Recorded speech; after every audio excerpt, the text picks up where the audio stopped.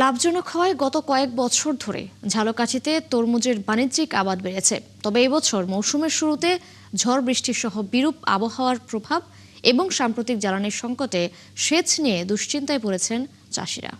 তরুণ সরকারের তথ্য ছবিতে প্রতিবেদন। যতদূর চোখ যায় সবুজে ঘেরা ফসলের মাঠ। গত কয়েক বছর ধরে ঝালকাঠির এই মাঠগুলোতে শুরু হয়েছে তরমুজের বাণিজ্যিক আবাদ। লাভজনক হওয়ায় জেলার রাজাপুর, নলছিটি ও সদরের চরাঞ্চলের বেশিরভাগ কৃষকই চাষ করছেন তরমুজ। তবে এবার তারা সেচ নিয়ে পড়েছেন বিপাকে। তারা বলছেন, সার, ঔষধ ও ঝড় বৃষ্টির সমস্যার পাশাপাশি নতুন করে এবার জ্বালানি তেলের সংকটে সেচ নিয়ে ভোগান্তিতে পড়তে হচ্ছে তাদের।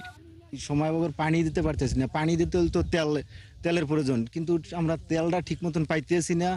আর আমাদের একটু সারের দিক দিয়ে প্রথম একটু সংকট ছিল, কিন্তু সেইটা এখন আর নাই। দিকে যে হয়েছে এখন সাইজ মতনই আছে আর কি, পানি কেজি দিলে ভালোই। পানি ফুনি দিতে পারি না, তেল তুলা পাই না, এত আমাদের পিছনে আছি। হ্যাঁ, ঔষধ পাই না, সার পাই না। আমাকে একটু ক্ষয়ক্ষতি হয়ে গেছে ধাবার বৃষ্টিতে। এখন আমরা আবার ফিরে আবার আল্লাহ নাম লইয়া সবল হইতে আছি। অনেক ফসল এখানে হয়, কিন্তু পাইকার পত্তর এখানে আসতে পারে না।